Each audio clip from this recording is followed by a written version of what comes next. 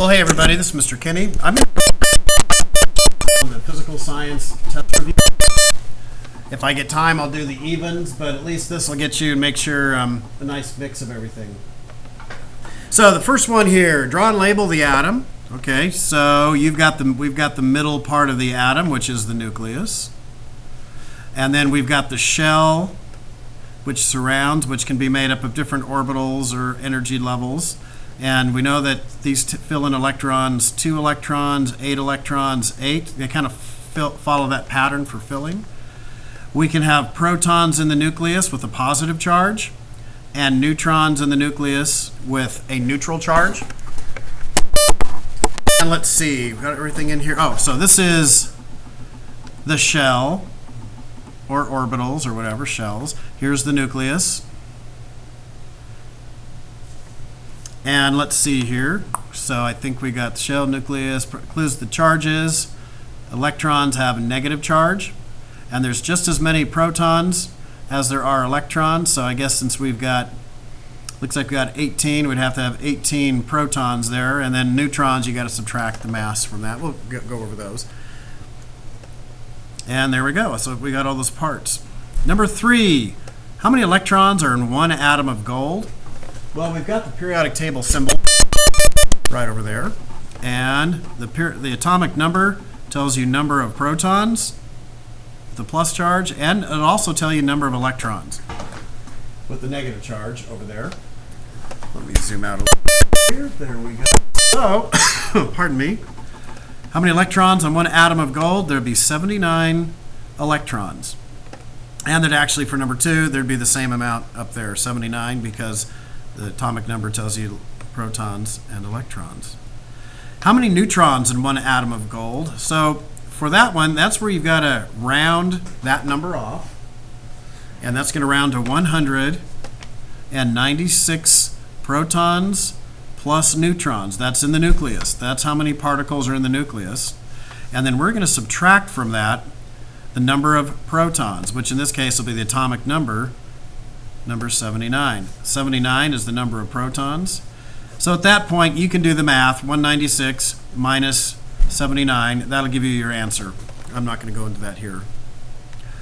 And let's see. Number 7, why is the nucleus of the atom relatively heavy? Well, because those protons and the neutrons, they have a fair amount of mass. We say each of them weighs 1 atomic mass unit, where protons, which are out in the shell, electrons out in the shell. Sorry, I wasn't thinking right. In fact, I kind of work with number 8 here too. Why is the shell almost no mass? Electrons are very light. In fact, it would take over 1,800 electrons to equal the mass of just 1 proton or 1 neutron. So electrons are 1,800 times smaller in mass than a proton. So most of the mass, when we look at the atomic mass, most of it is going to be the protons and neutrons. Not even a tenth of one of those would be how heavy the electrons are. All right, so number 9, compare the size of the atom's nucleus to its shell.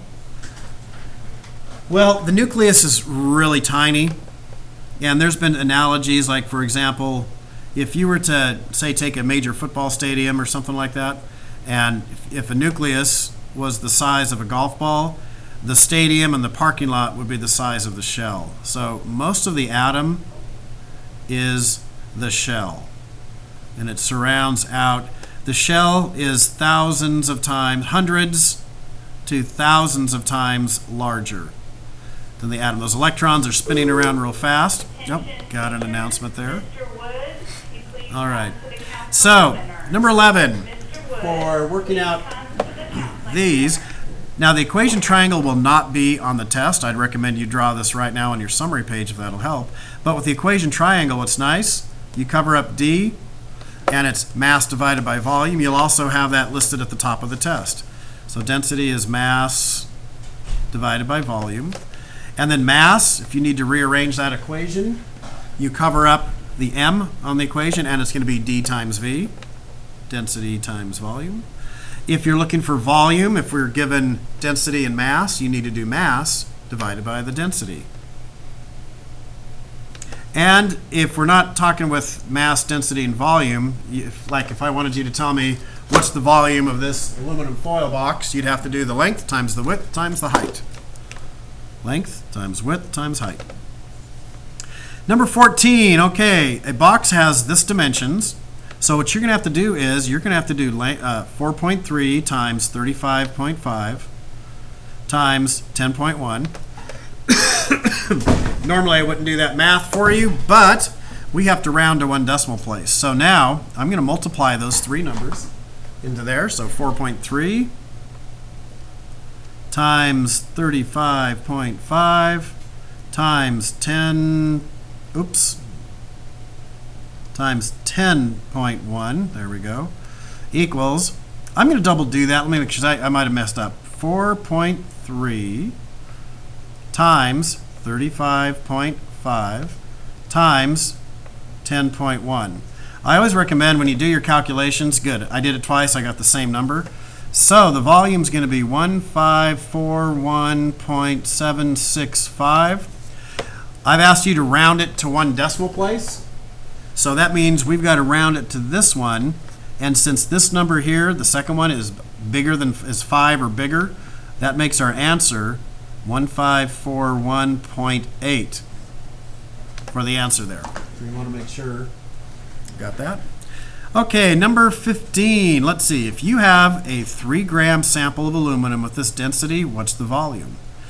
Well, we're going to label this, and on the test you can write on them. This is the mass. There's the density. Volume equals, well, we know up here volume is the mass divided by density. So put V equals the mass divided by the density, and that's what we got by looking at this equation. And then when you plug in the numbers, the mass is 3.1 divided by the density is 2.7, and the mass is grams. This is grams per cubic centimeter. The grams cancel out. And it looks like you're going to have a number a little bit bigger than 1 here. I'll let you do the math on that. Let's turn this over. Number 17. So let's see here. I can zoom in a little bit. It's a little easier for you to see out there on your phones. So we have a piece of pumice, which is a volcanic rock, really lightweight. So the mass is 7,000 grams. We know what the density is. Okay, we're looking for volume again. So with our equation here, we said volume, where volume is mass divided by density. Okay, so let's put V equals mass divided by density. Oh, I was off the page. There you go. And the mass is 7,000 grams. We're going to divide that by the density. Ooh, 0.3. That's a really lightweight. That would float in water. Grams per cubic centimeter. The grams cancel out. So you're going to have 7,000 divided by 0.3. So it's going to, I'll let you do the math on there. And let's see, 19. How many centimeters are in 6,000 meters? This is the given. And we always want to put the given over 1. So we're going to put 6,000 meters over 1. And we've got the conversion factor right here. And I'm just going to change it right now into fractions. Now on the test, when you're working on those, when you get a problem like this, we won't have the conversion factor there. It'll be at the top of the test by question 1, just like it is on this review sheet. So let's see. I'm going to say 1 meter is the same as 100 centimeters. Which 100 centimeters is the same as 1 meter. I highly recommend you set those up like that, because now what we want to do, we need to multiply it by the fraction. Which one of these two will let us cancel meters out? And it's going to be the second one here. And plus, we want the unit we're trying to find, centimeters, to be in the top anyway. 1 meter, and then you can do the math yourself. It'll be pretty big. Almost a million, but not quite. Okay, we want to convert 60 grams. That's our given. So we're going to put the given 60 grams over 1. Then we're going to multiply it by a conversion factor. And we tell you right there that 1 kilogram for every 1,000 grams, or might be the other one we might need, 1,000 grams for every 1 kilogram. And we want to cancel grams out. And so we need to have the one where grams is this one right there. We need grams in the denominator, so 1,000 grams for every 1 kilogram, and that makes sense. We want to end up with that. And now you're going to do 60 divided by 1,000. Number 23, if you are 51 inches tall, that's the given. 51 inches over 1. Now we got to multiply it by our conversion factor, so we're going to turn this into a fraction. We're going to put 1 over 2.54, or we might need 2.54, oh, that would be centimeters here. And 2.54 centimeters is 1 inch right here. So there we go. And since we have inches in the numerator, we want the second one here. We want to use this one. We want 2.54 centimeters over 1 inch. So the inches cancel out. That's how we know we got the setup right, and you just can do the math yourself. Let's see, what is an ion? An ion is an atom. Let's say it's something easy like little lithium. I'll do that in a little bit. It's an atom that has gained or lost electrons. Gain or loss.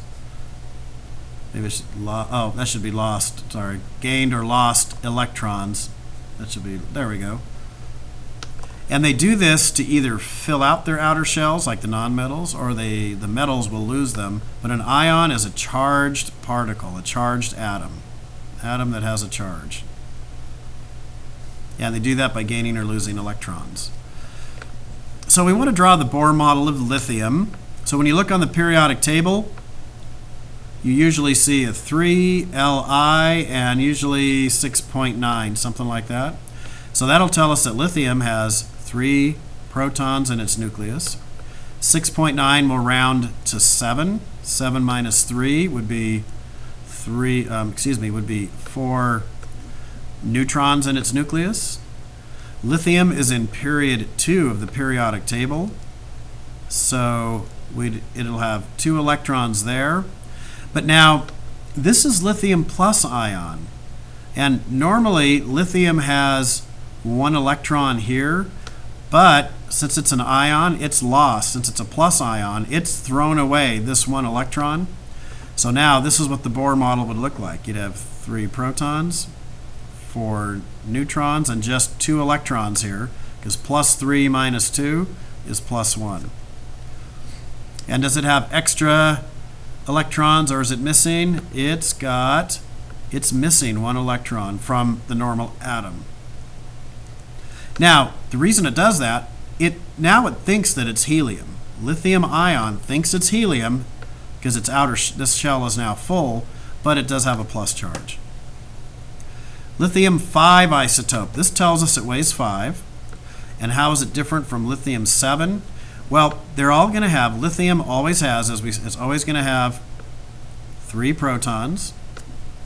Same with lithium 7, 3 protons. Any element that's lithium is going to have 3 protons.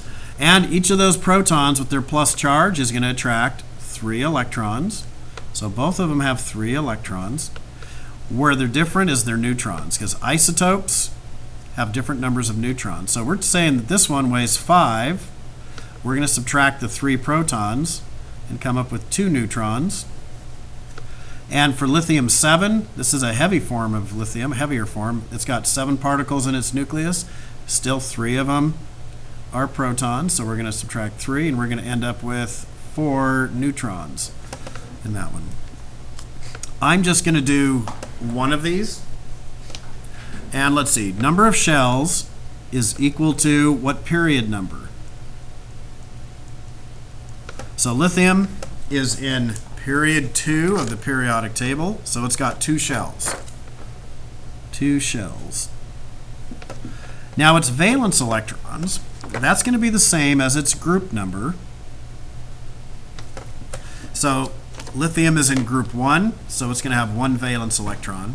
Now, the only thing you got to be careful with the nonmetals, like for example nitrogen over here, actually let's take a look. We'll look at iodine real quick. Iodine is in group 17, Now it does not have 17 valence electrons, it has 7. We just used the last number. So for iodine, its number of valence electrons is going to be 7 because it's in group 17. And let's see, iodine happened to be in period 1, 2, 3, 4, 5. So it's got 5 shells.